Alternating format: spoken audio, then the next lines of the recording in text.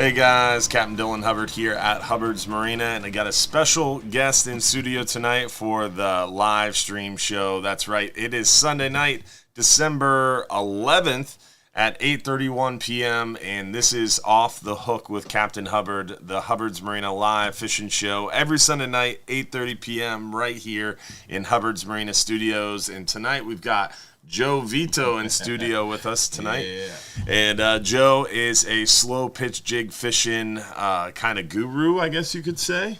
More like a fanatic. But yeah. Fanatic. Definitely a very, very experienced slow pitch jig fisherman.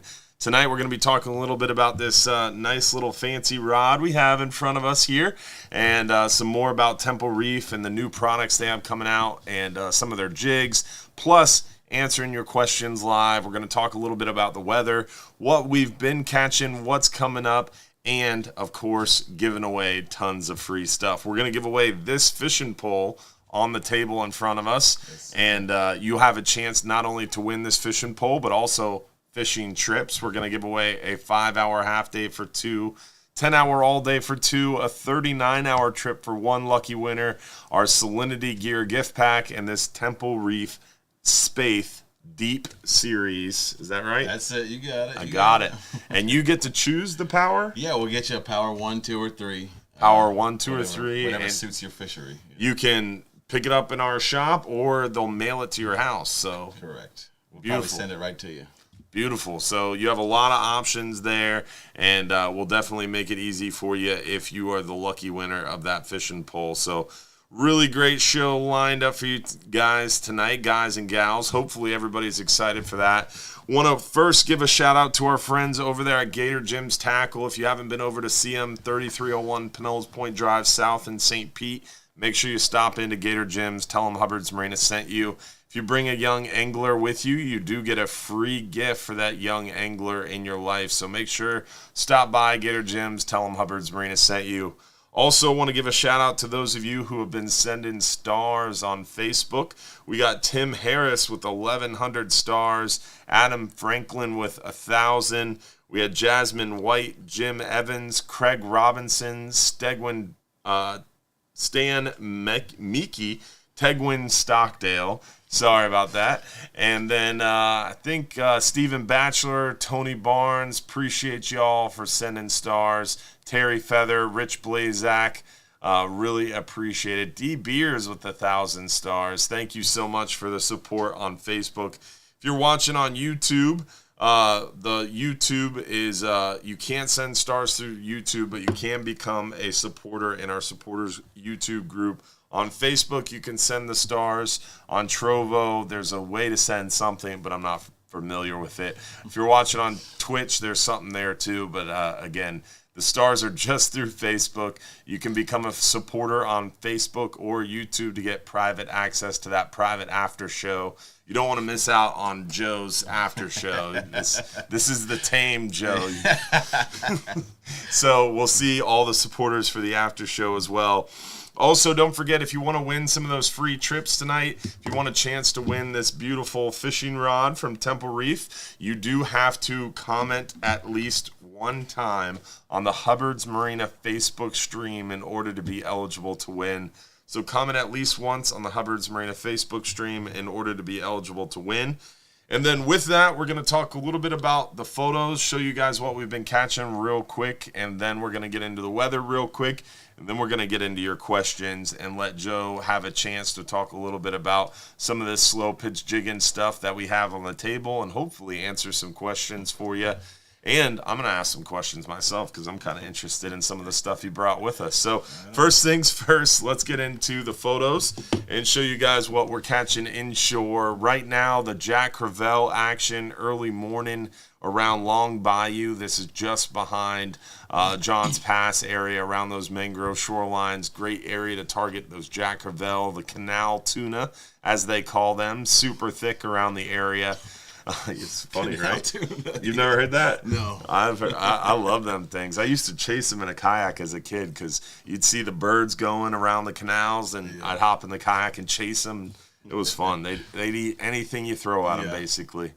The redfish bite's been going really well. A little spotty, but once you find the fish, they've been concentrated around different shorelines, following schools of mullet. Snook action still going pretty well. There's a handful of them still around the pass, but most of those snook have really pushed back into the upper bay waters, the mouths of the creeks, rivers, bayous.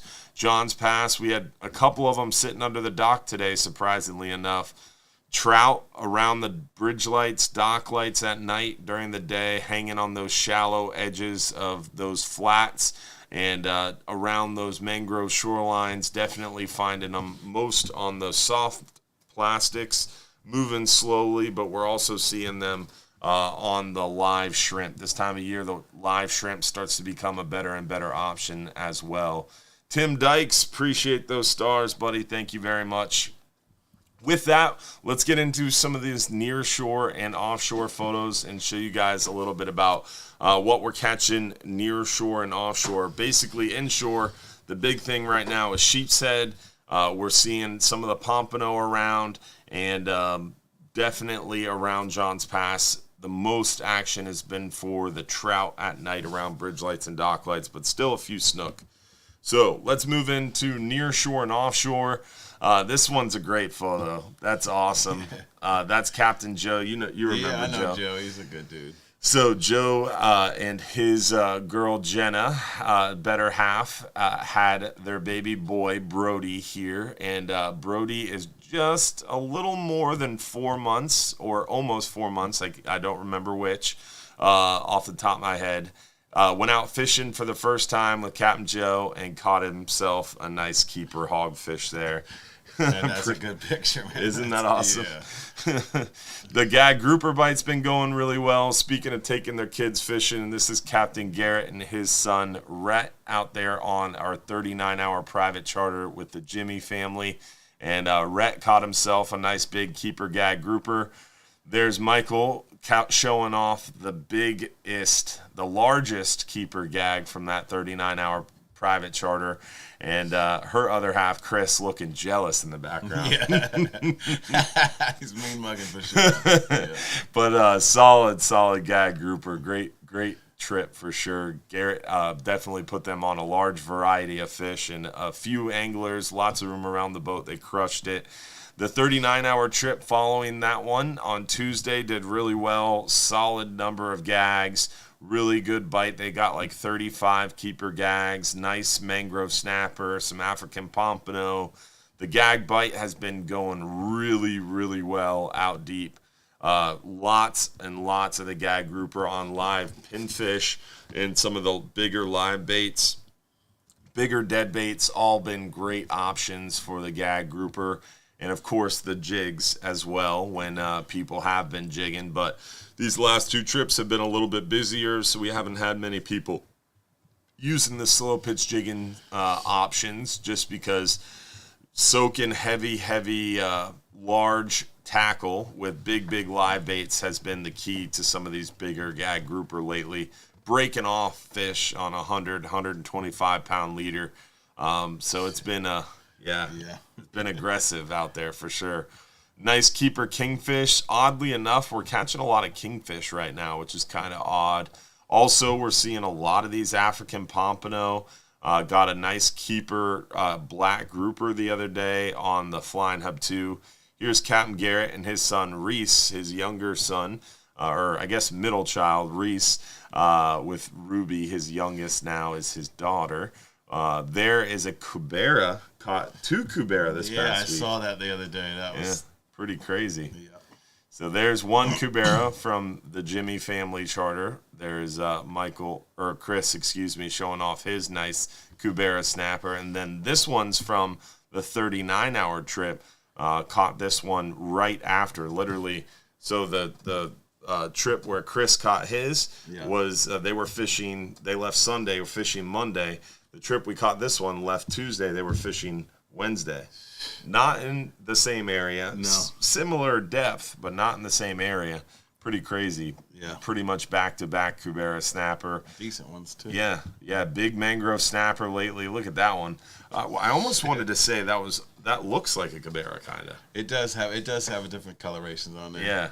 And big muttons, lots of muttons. This one, Craig, this gentleman, he goes fishing with us occasionally. He works for the Florida Fish and Wildlife Research Institute, or kind of works on contract with NOAA for the State Reef Fish Survey. Does a lot for the state agency. He caught 3 keeper muttons on a 39-hour trip. That's not too common out here, isn't it? Yeah. It's crazy. We've been seeing a lot of muttons. Those Cabera. You caught a dog snapper, right? Recently. Yeah, they have 2 names for it, but yeah, I call them dog snappers. But yeah, that's the first one I got on a jig. There's a schoolmaster and a dog snapper, 2 different snappers, right? Yeah, I believe they so. look they're close enough for me to call them both the same thing. Yeah, they are pretty close. We don't catch them a lot, so I'm learning new snapper names.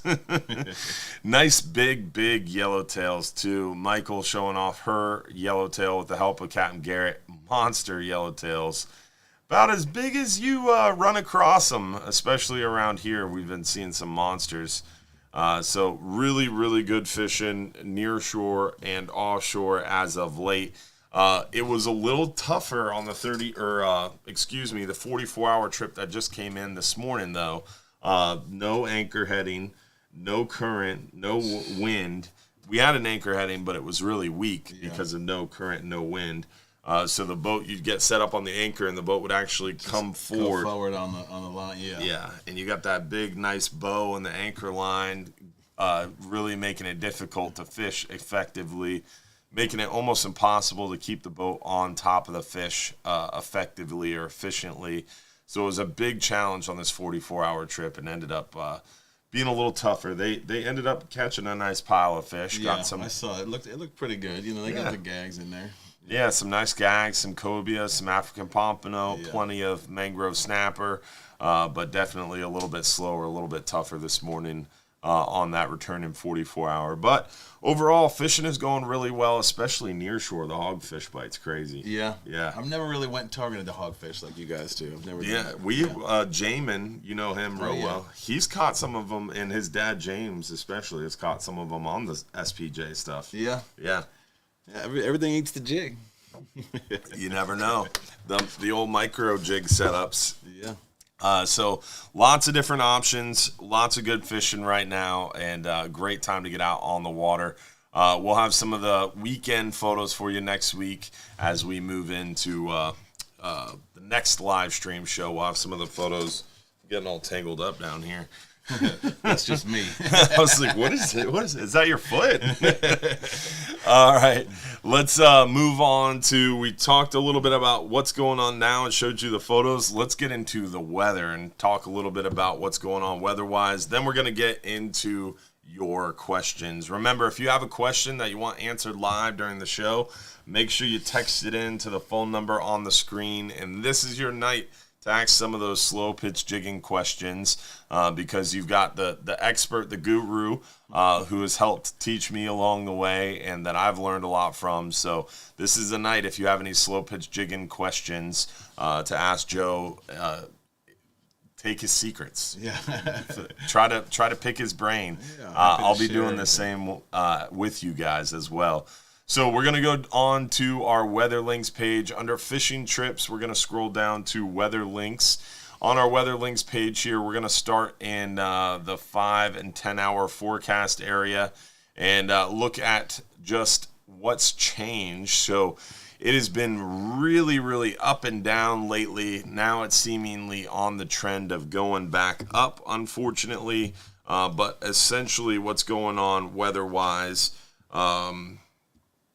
is we've seen the trend of increasing weather through the week. So this is our Egmont Key Channel entrance. This is our 5 and 10 hour forecast area. Weather looks really nice through tomorrow into Tuesday. It doesn't look terrible, but the wind's going to start picking up. And it's going to be a little bit of an east wind to start Tuesday and Wednesday, and then really picking up even more out of the south. And then we're going to get that front. So high pressure giving way to a low pressure, and as those opposing cold front or as those opposing pressure gradients fight over our area, it creates what's called a tight gradient of pressure. and it funnels wind. It becomes like a wind tunnel, if you will, and we're going to get increase in not only wind conditions but sea heights. So it looks to be the best fishing and the best weather is definitely going to be today. Obviously, today's a little late to go fishing today, but into tomorrow, and then it's going to get a little bit tougher there as wind picks up through the day Tuesday, and then downright a little nautical through mid to end of the work week. And then it calms down for the weekend, at least right now, and at least inshore. That's how it looks. So looking best to get out there early in the week, Monday, Tuesday, for our 39-hour trip. A lot of people are asking about what are we doing with the Tuesday 39-hour, because we do have a Tuesday 39-hour trip scheduled. So let's go back to our Weather Links page and click that 39-hour forecast area. You can see kind of same thing, weather looking really good Monday, starts to pick up Tuesday. Wednesday, it starts to really get windy, and then Thursday is kind of the worst day. And right now, I'd say the 39-hour is going. It just looks pretty darn bumpy for the ride home Thursday morning, and it's getting pretty, I would say, a little rough by the end of the trip, but that big Florida fisherman, it's only 5.5 foot at the end of the trip and only blowing about 20. We were jigging that last time, but it wasn't too bad. No, it's that boat handles the seas really well. Our slow pitch jigging trip Tuesday, definitely not looking so hot with the Flying Hub 2, a much smaller, much faster boat. It really needs some nice weather conditions, and blowing 20 with a 3-foot sea, not as nice for the Flying Hub 2. So I would say the Flying Hub 2 is going to have trouble this week.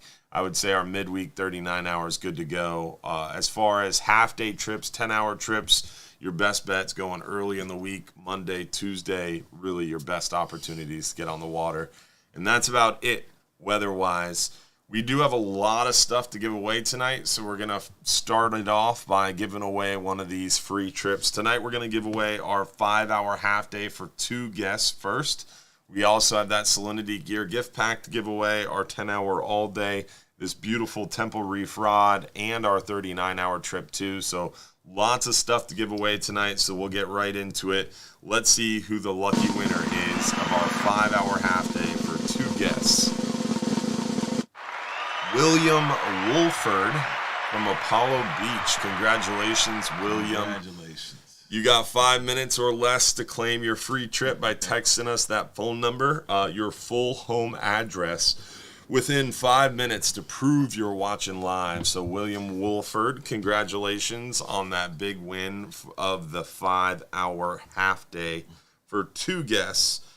So we talked about weather, events. We've got our final Friday event coming up, December 30th, 6 to 9 p.m. We're going to be giving away free food. We got a big crawfish boil. You driving over for it? I'm thinking about it. It'll be fun, man. Big crawfish boil. We're going to have steak hoagies from one of our dock masters, Doug Munster. I don't know how to pronounce his last name. I apologize, Doug, but I know it. I know how to spell it. I just can't pronounce it. He's going to be doing steak hoagies. He actually has a little food catering business on the side, so he's going to be there also catering it in conjunction with Captain James, who's going to be doing the crawfish boil. We're going to have free beer, free soda, free water, killer deals going on in the shop, cornhole, music. It's going to be a great time. Sounds like a blast. Yeah. 6 to 9 p.m. Final Friday, every final Friday of the month. So come out and join us December 30th, New Year's Eve, for a family fun event at Hubbard's Marina with free beer and free food and lots of great deals in the shop. You can't miss out on that. And then with that, it's time to get into some questions. So first question, when you're slow pitch jigging, what is the best way to jig? Up and down or side to side? Pretty much a vertical cadence. You know, you're not trying to pull left or right. You vertical cadence. Yeah, you want to go up and you can, switch up your speeds and how high you pitch. But you don't want to try to be jigging, to left and right. And I don't know about that. I've seen you jig up on the bow before, and Well, I feel like you have some movement in your hips. Yeah, that's the dance of secret dance. Yeah, I'll pitch out, into the drift. I'll cast into the drift, and then wait till it catches up, and I hit bottom, and I'm vertical, and I'll get my pitches going. A couple short, couple long. I just kind of switch it up.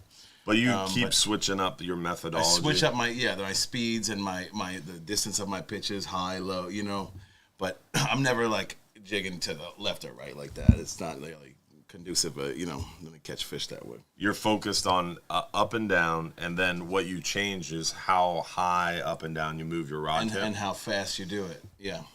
Yeah, just kind of switching it up and find out what they're keyed in on. If the fish are full, they're not going to want to chase a fast moving jig. They might be lethargic, or it's that time of the day, and then you want something slow and just irresistible in their face. And the jigs also won't work properly if you're pulling them to the side. They're not gonna. They're just kind of going in, back, and down. They're not getting that vertical flutter that they get. So you want to be as vertical as possible. Always, yep. And then work on finding what speed that the fish wants. Yeah, or what jig. Sometimes you just switch a color or a shape, and it'll just that alone will increase your strikes. Does color or shape become more important to you? It's shape and weight is definitely more important than color. Color is last. Okay. It's more of a preference. I like it to have glow. I like what you get confident in. Like I like fishing, golds or with black with glow. But it's not really. There's no proof to what color is the best for what you're doing. It's just kind of you just kind of work it, and then whenever you're more confident in fishing, you'll work better and you'll stay up with it longer. If you put this purple one on, you're like, oh, purple doesn't catch anything, and you drop, and then you give up. Yeah, you gotta believe. It's a lot of it is just doing it. They're not as picky. They just want that movement. The color is just second. It's last really. It's how your presentation is more than what it looks like. So it's not the size of the jig; it's how you move it. Yeah. All right. That's what they say. All right. I'm catching on now. Look, I'm picking it up. All right. So next question. I did well on the 44-hour trip that returned this morning using slow pitch jigs with a regular jigging rod. Got an African pompano and a cobia, but thinking about upgrading, which do you think is more important, the rod or reel, and what is a good starter rod? Great question. I'm going to pitch this one to you first, and then I'll jump in there as well. Well, so the rod and reel, they're equally as important, but you're going to get most of your action out of the rod. I mean, you can jig with anything. You can jig with a broomstick, but you're going to get it designed to do to maximize what the jig needs to do, and that's the flex is in the rod. The reel is just your winch. Yep. I mean, you want some cranks in it. The inches per crank is important with your reel. But still, with the rod is what's gives you your action. You're embarking the action on the jig with the rod. So you don't really want to go cheap on either one, but you can absolutely do it with the basics. I mean, start. What I always recommend people, instead of buying cheap, is buy quality used. Like on these, there's all kinds of forums and on Facebook Marketplace and stuff like that. If you're not ready to commit and get into the heavy buying a $600 reel and a $600 rod, buy quality used stuff rather than a $200 cheap rod and a $150 reel. You're better off with quality used stuff. You're balling on a budget. Quality used. Quality used. That's our cheap term. New. Yeah. Balling on a budget. Balling on a budget. We're all balling on a budget. So I definitely would agree 100%. Specific to slow pitch jig fishing, the rod is important because it imparts the action on the jig. The reel is important because that's what connects to the fish and has the drag to fight the fish. But for any type of fishing, if you're fishing inshore for snook, redfish, trout, if you're offshore fishing for grouper with live bait or dead bait, or slow pitch jigging, in my opinion, the rod should always be the larger investment. Let's slow that down and say it again. The rod should always be the larger investment. Yeah. Because if you're inshore fishing for snook, redfish, trout, that rod is giving you the casting distance to target that fish, to sight fish in Tampa Bay where the fish are spooky as heck. You got to get it out there away from the boat. Right. If you're grouper fishing with dead bait, the rod is what gives you the feel for the bait, the feel for the bite. So the rod is super important. The rod fights the fish in a lot of cases when outside of slow pitch jig fishing, because the rod definitely has nothing to do with fighting the fish in slow pitch jig fishing. But when you're fishing for bait with bait for fish, you're using the backbone of the rod as a lever to tire out the fish in a lot of cases. So the rod is super important. The reel helps. To have a nice reel with a smooth drag, with a heavy drag, with a powerful drag, it definitely is going to make you more successful. And once you hook the fish, it's going to help you land the fish. In order to hook the fish, that's where the rod counts, in my opinion. It's pretty spot on there. You don't want to be outgunned with your reel either, though. Not have enough drag to stop a fish. True. You know what I mean? So and that's happened. Yeah. Nothing. I guess I don't know. Not hooking fish probably is worse than hooking a fish and just getting taken to school, right? Yeah. Well, yeah, for the most part. It's the one that keeps you coming. It depends on how it failed And who's watching. Yeah. Because they can be brutal. Yeah. Yeah, it was definitely a lot of fun doing our slow pitch jig fishing trips. It's a good time. Over the course of this year. We have a great group of guys that have been fishing on those trips. We have one scheduled Tuesday.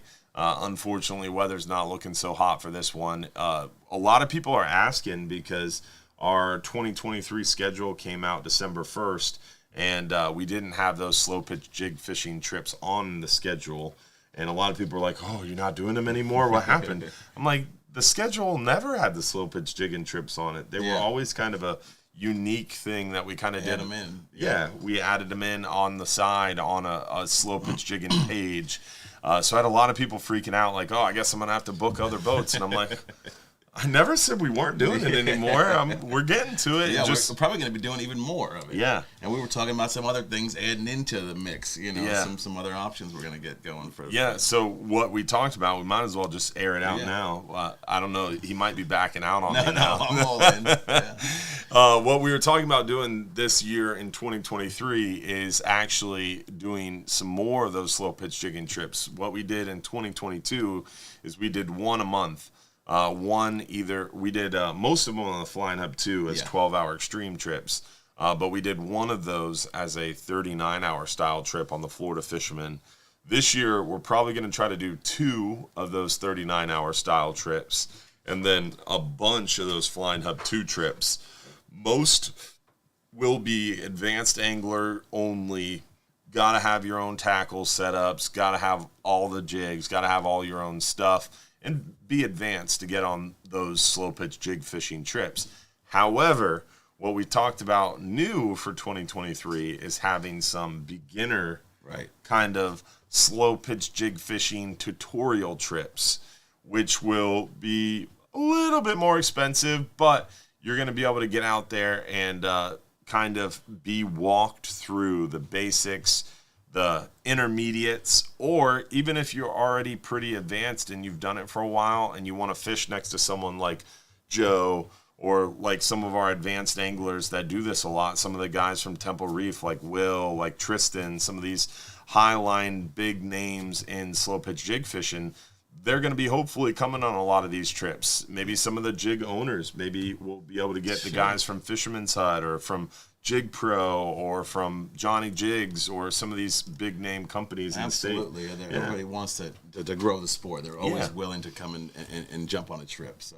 And that'll be basically an opportunity for you to pay a little bit of money and get one-on-one or two-on-one coaching on these trips. So it'll be a lot of fun. We'll go over, we can do like the pre-boarding, we'll do some knot stuff. And if you're real beginner, you want to learn how to do a PR knot or, your FG knot or I'll attend that class. A TN knot, a chain knot, like what's the best for the fish, what we're going after.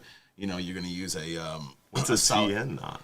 It's like a chain knot, like the ones. That's pretty much what I use. It's just a different version of it. It's triple wrapped at the swivel and it gives a little shock support. Sometimes it's overkill, but that's just it's my go-to. That chain knot is fancy.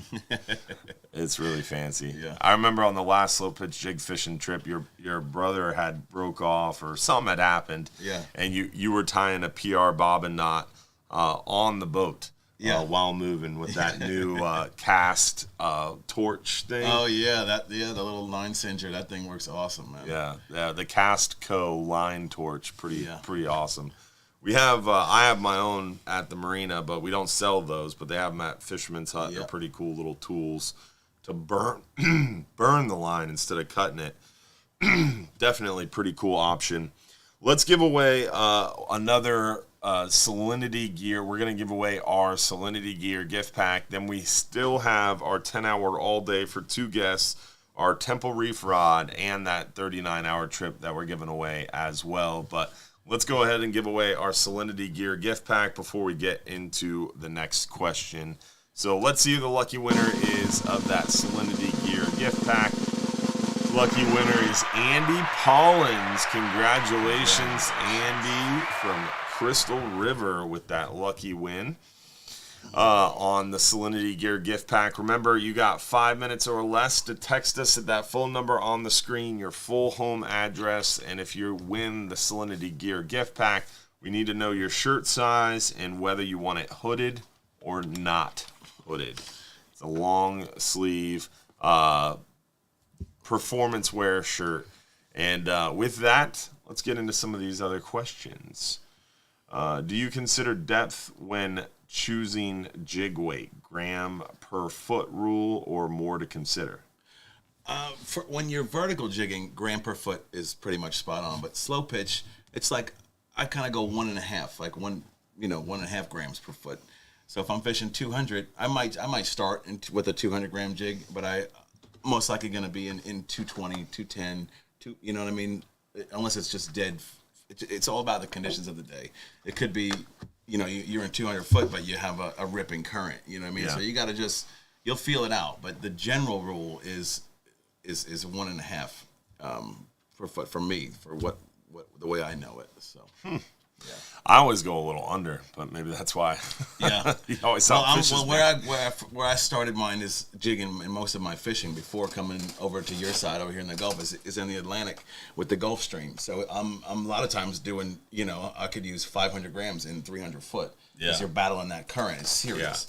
Yeah. You're using heavier. So I'm always heavier. My mind is still in the heavy. A lot of guys like guy like Tristan, he comes over here on the 39. He's fishing like 12-pound test he's jigging with, and tiny little jigs. Yeah, I have a hard time getting down that low, but he's got it dialed in with the micro stuff too, So and he catches big fish on those little tiny jigs. Little jigs, light line. Yeah, And I like personally, I guess, being born and raised in the Gulf and really fishing over here the most, if not exclusively. I've fished on the East Coast a few times, and I've experienced that Gulf Stream current. It's nuts over there, what you guys deal with. But I always like to try to use minimal weight, minimal tackle, and generally lightened up over time.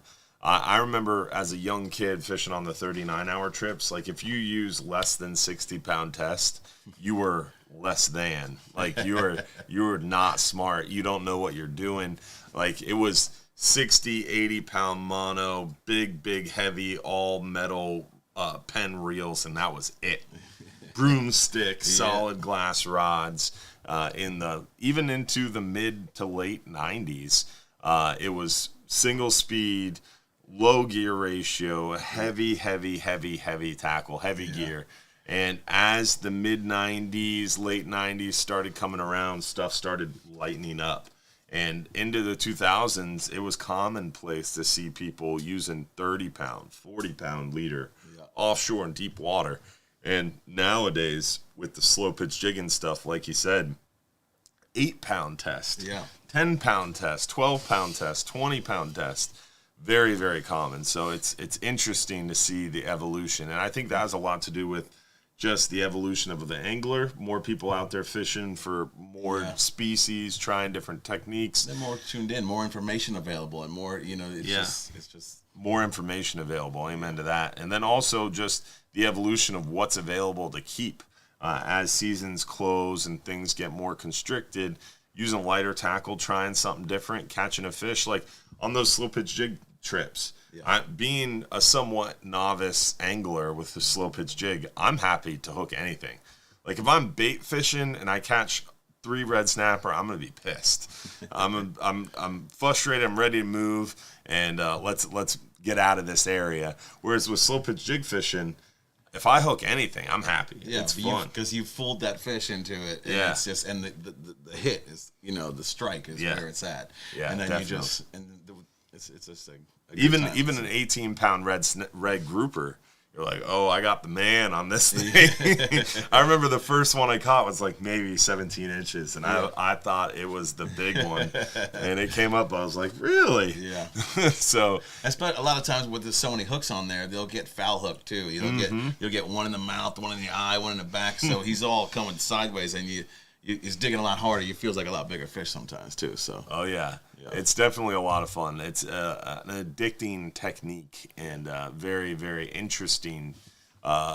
It's kind of the evolution of the angler, like I mentioned earlier. Like you've tried it, you've gotten really good at bait fishing, you've done it for a long time, you've caught a lot of different species. Maybe it's getting a little old for you, whatever. Maybe you just want to try something new, and that's definitely the place where you're ready to step into the slow pitch arena, it's and once you do, there's no going back. Like once I'll see guys that are like they're on the page on or my slow pitch page or whatever. They'll be like, oh, selling this rod, tried it once, it's not for me.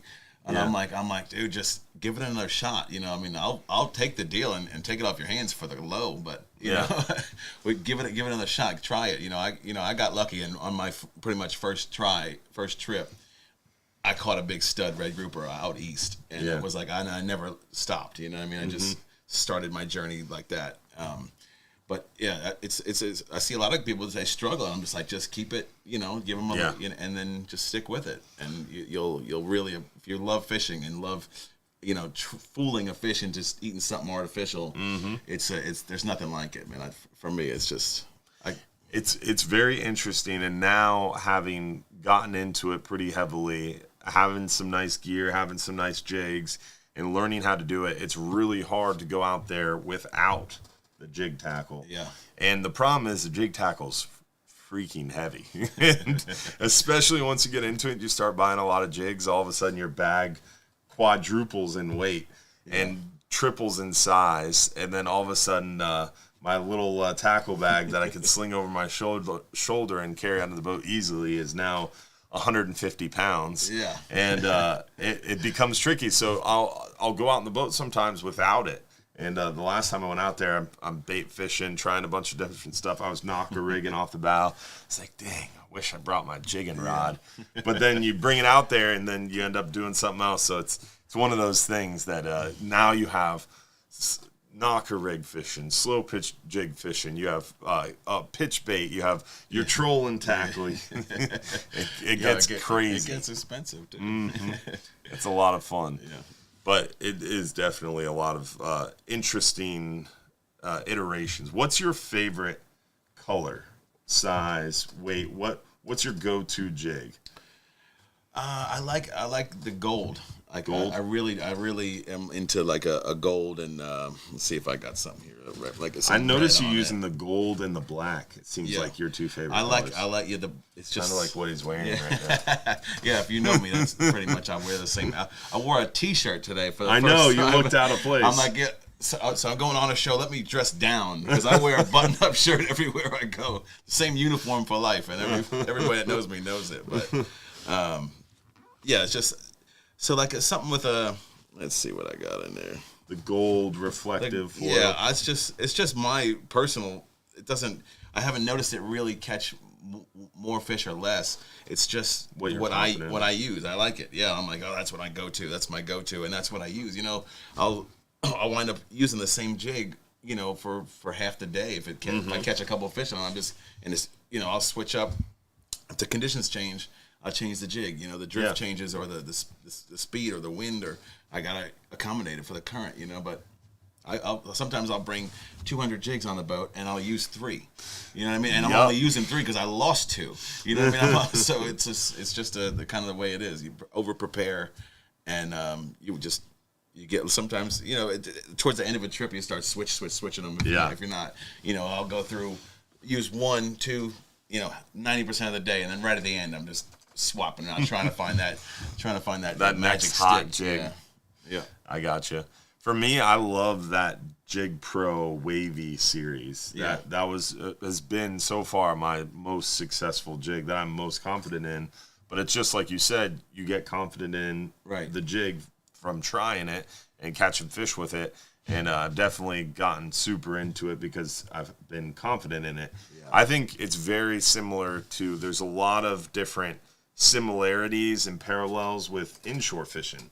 Like when you're inshore fishing on a grass flat, that jig you're most confident in. And when I was younger fishing inshore a lot on grass flats, to me, that jig was a DOA shrimp. Yeah. If I was going inshore fishing, I was grabbing a chartreuse DOA shrimp. Yeah. And I would slay the trout, snook, redfish, all that with that one lure.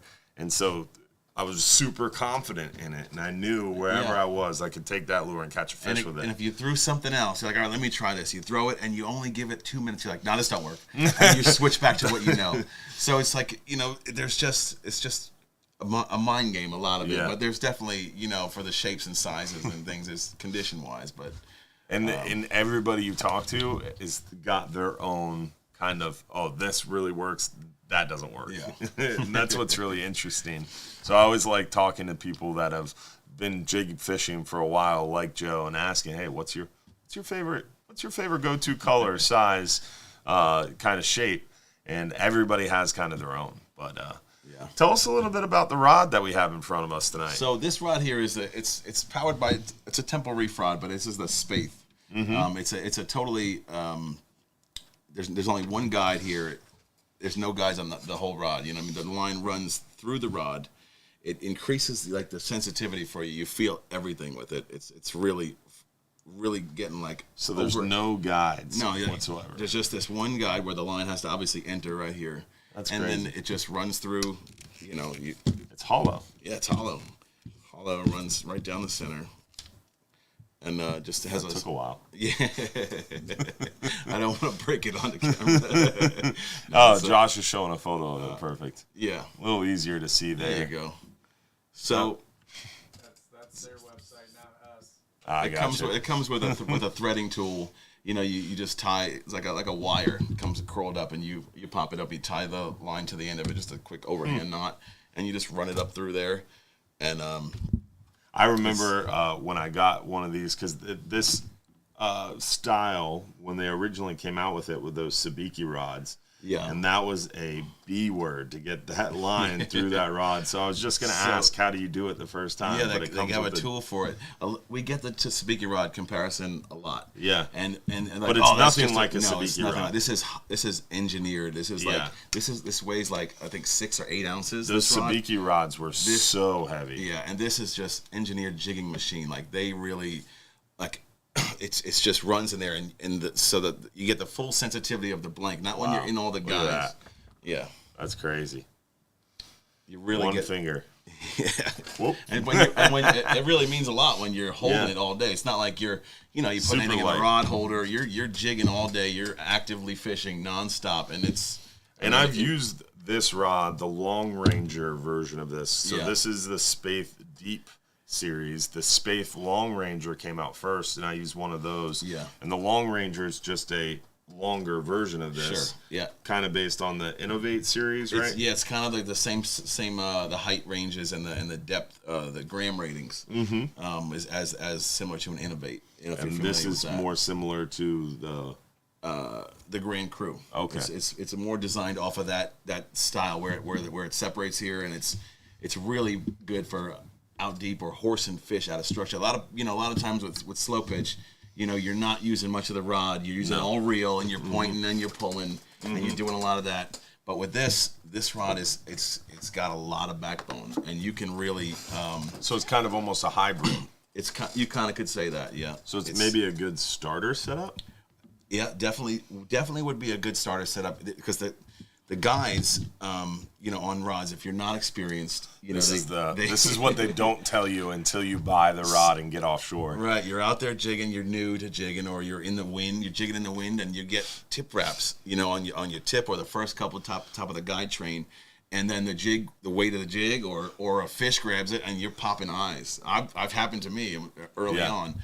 But this just eliminates all that. Yeah, I got a really nice rod to start out because I'm under the impression the rod should be the bigger investment. So I got a nice rod, went out there and trying it. Like, I think maybe halfway through the first day, the wind kind of changed directions, and I went to jig, and that wind was in my face, and I got the tip wrap, and I went to jig up again. I was like, oh my gosh, I almost just broke the rod. Because that line gets around the tip. Whereas with this rod, the way the tip is set up in such a way that there is no guide. Yep. So it's going to make it really easy and make sure that there is no tip wrap in that rod because there isn't a guide. It just comes right out of the tip of the rod. So pretty cool. And you don't have to worry about it chafing or anything. The tip is coated inside, and the water is the lubricant for this. Like, so that's what's going to keep it from you getting any chafing or line rub on the tip there. It's not going to happen.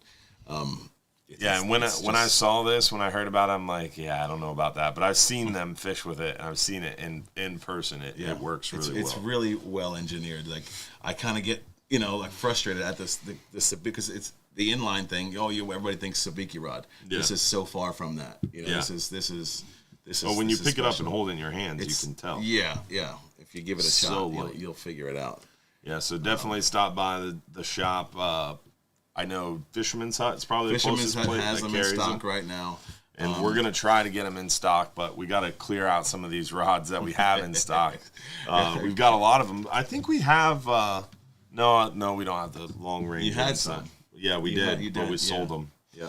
Yeah, we had some of them in the shop, but they are really, really nice and definitely a great rod. And we're going to be giving one away tonight too. Yes. So let's go ahead. Speaking of giveaways, let's go ahead and give away our 10-hour all day for 2 guests. Then we'll answer a few more questions and give away this rod and that 39-hour trip too. So let's see who won the 10-hour all day trip for 2 guests. The lucky winner is Patrick Zerwas Sr. It was Zerwas. Yeah. Congratulations, Patrick. Lucky winner on that 10-hour all day for 2 guests. Let's see who has got another question for us. Can you show us some of those jugs? Oh, these jigs. We're going to go with jigs. Jigs, yeah. Yeah, you don't want to see these jugs. So what we got here, this is by Temple Reef. These are the Wicked jigs. Mm-hmm. They just also came out. They're available at the Fisherman's Hut and at slowpitchjigging.com. But there's a variety of them, and they're priced really well. Let me see some of them. There's a couple. That's a wave there. Oh, the wave. Is that like a wavy? Yeah, I mean, it's what you want it to be. It's whatever you want it to be. I crushed fish on the 39. All I used was that and this Covit for Fury Deep, and that's only 2 jigs I used the whole trip. This Fury one here, Deep? That one right there. The Fury Deep. Oh, this one's definitely very asymmetrical. Yeah, got a nice color pattern on it. It has some glow. Of course, it has glow in it. And these jigs, I was really impressed with after fishing them. That thing is monstrous. This is something what this is made. This is a weapon. That's a 500 gram. I don't even want to jig this. This doesn't look fun to me. Jigging that up and down all day has no. Well, once you get what you're after with that, it's a different story. Once you get that 40, 30 pound yellow edge on there, or that 25 pound snowy, you're hard pass. Yeah. Jigging 500 foot. Or 500 grams and 800 foot for a few hours. They have electrics for guys like you. This is why Joe and I get along. For guys like you. Nice. It's all manual all the time. I like hand cranking. It's fun. Let's get into our next question and see what else we got. Do you have some white tackle? Do you have some white tackle I use for fishing on grass flats that looks similar to what they're using? But I'm using a 10-pound. I don't know what that means. I've been out here for some 10-hour trips. I notice people are jigging with some very light tackle. Seems to me like when they get a hold of grouper, they may not be able to realize but keep with it keep it without getting broke off. So how do you not get broke off when you're slow pitch jig fishing? So that is a great question. With some of this lighter tackle, how do you avoid getting broke off? Well, you don't want to. It's a finesse game. You know, you're not trying to like you're bait fishing and you got to beat them off the bottom and fucking just crank. You're gonna finesse him. You're gonna set that hook, power set it, and then just kind of get him up. Let him do what he's doing. You gotta have your drag set right. You know, it's a finesse game, and you'll get the feel for it. You know, it looks like you're like, how did that guy catch that 30-pound gag on that little noodle? You know, but it's and I've seen not only as possible, monsters, it's so much fun. And I've seen truly monster gags get caught in these slow pitch jig rods. To me, it's different because when you're bait fishing, what do? Drop down immediately to the bottom. Right. You're fishing on the bottom. With slow pitch jig fishing, a lot of times you're hooking these fish 2, 3, 10, 15 feet off the bottom. Sometimes 20, 30 Sometimes feet on off the way bottom. down. Yeah. You never know what you're going to get. I got a wahoo on the 2. Yeah. On the drop, you know. Yeah, so sometimes you're hooking them pretty far off the bottom. But the difference in slow pitch jig fishing and bait fishing is in slow pitch jigging, you're using a lot of reel. You're focused on fighting that fish with the reel. With a rod like this that's got more backbone, little different, but with, like, say, the Nobla series, the Innovate series, something that's a really true slow pitch jig rod that's very, very light and maybe rated for 50 to 200 grams or 100 to 300 grams, you're not going to have a lot of backbone. So you're pointing the rod at the fish. Right. You're winching it in. Your reel is the winch. You know. Yeah, and like you said, you kind of reel down, but instead of lifting up, you're pulling back. You can't. Yeah, you'll get the feel. You'll know what the rod can handle. I mean, unless you're totally out of tune, but you can feel it. You know what not. You can tell what not to do. Don't high stick. Don't high stick. Never high stick. But anything. Well, I mean, you can sometimes. Like, don't swing fish with your slow pitch jigging rods. There's definitely limitations.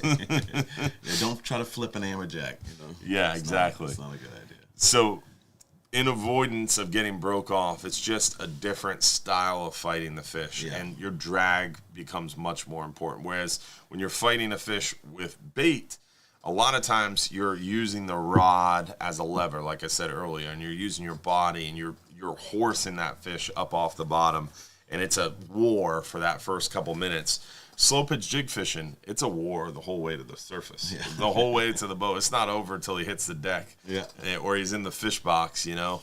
So it's much more of a finesse game, and there's always a chance that it's going to come unhooked or something's going to break, and it's a lot more exhilarating. Yeah.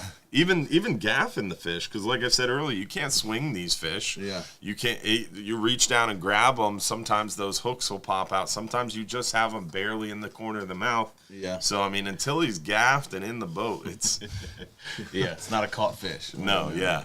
So it's a little different. From main line to jig, what is the recommended setup for slow pitch jig fishing? So, what size main line, and how do you set up your jig? So, what size main line? It depends on your depth again. But if you're fishing a Hubbard's trip, typically a 30-pound braid is going to be your go-to for the waters we're fishing in, and 50 or 60-pound fluorocarbon leader. How long? 6 feet, 8 feet. You could not much shorter than that though. You want to have that little bit of stretch there and something to go through the guys with, and then to the knot. Did he say? Yeah. So how do you set up the jig? Oh, so what I'll do, it depends on the the size of the jig, but if and the depth I'm fishing also again. But if you're using anything over like a 200, 250, I'll use a swivel.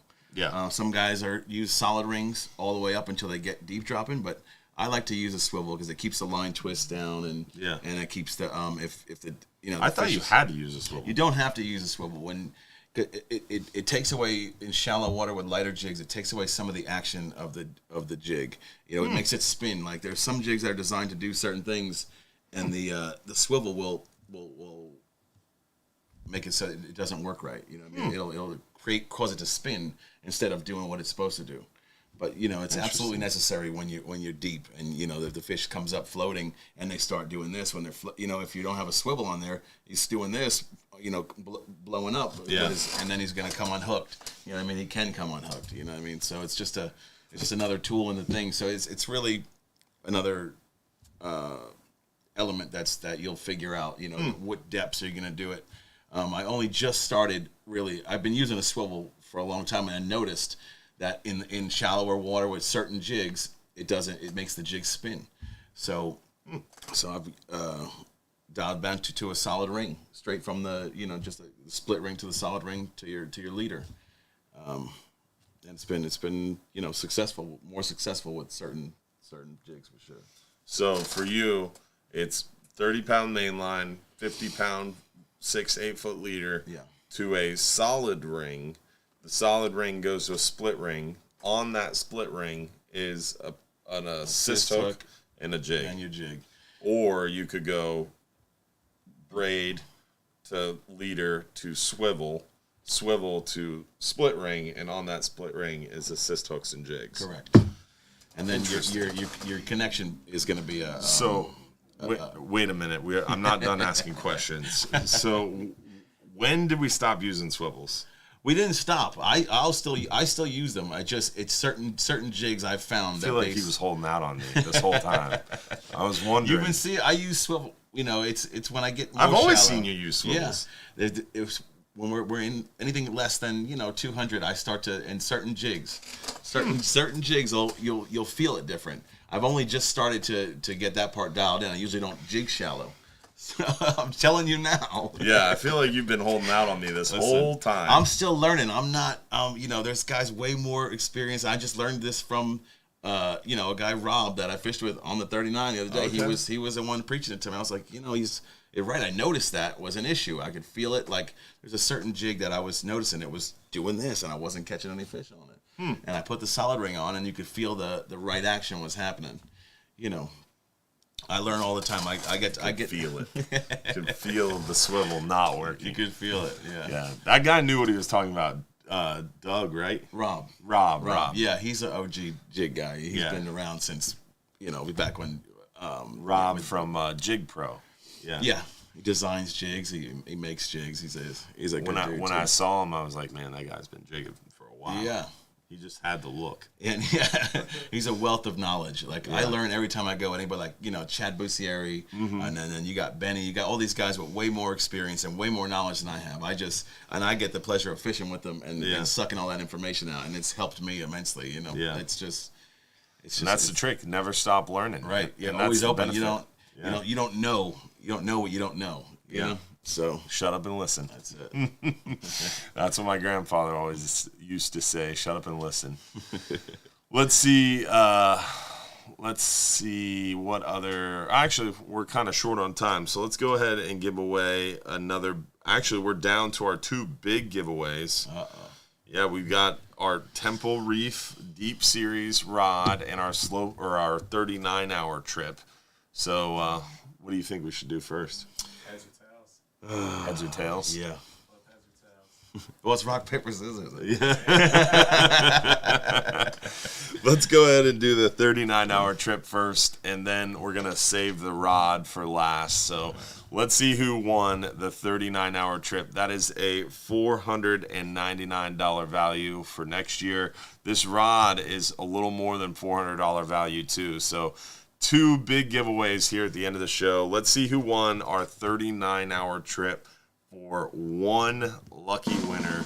39-hour trip for one lucky winner is Will Gillette. Will Gillette, congratulations. A storm coming. Uh-oh. Winter is here. Congratulations, Will. You got 5 minutes or less to claim that free trip by texting us at the phone number on the screen. No, Will NG, it's not you. No, it's different Will Gillette, not Will NG.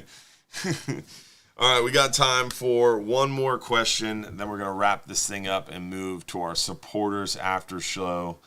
Can you slow pitch jig with heavy bucktails? This is a great question because people ask this a lot. Yeah, you can. It's just not. It's not if it's not slow. If it's not a slow pitch jig, you're not slow pitch jigging.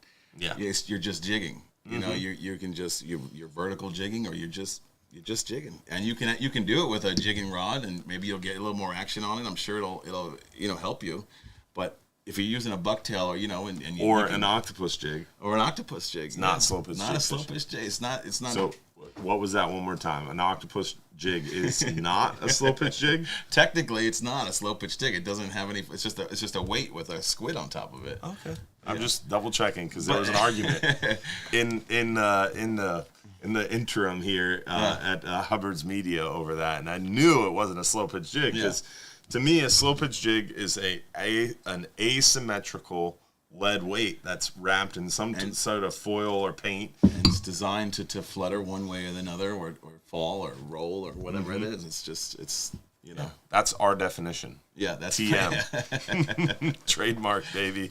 Yeah. It's a lead weight that's asymmetrical. And all of them are asymmetrical, and that's what gives them kind of that slow, fluttery fall. But very, very interesting. Other people's definitions of a slow pitch jig.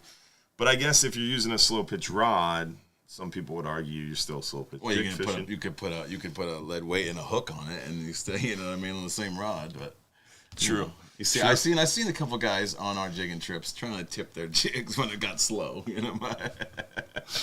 Yeah. But, and Mike would yell at him. Yeah. Yeah. Yep. All right, let's see. It is 9:32, so we're out of time. We're going to wrap up. We definitely still have a few more outstanding questions. Didn't get a ton of time to ask Joe all his secrets, so maybe we'll have to have him back here soon and pick his brain some more for sure. Hopefully you guys enjoyed some of the questions tonight, some of the conversation.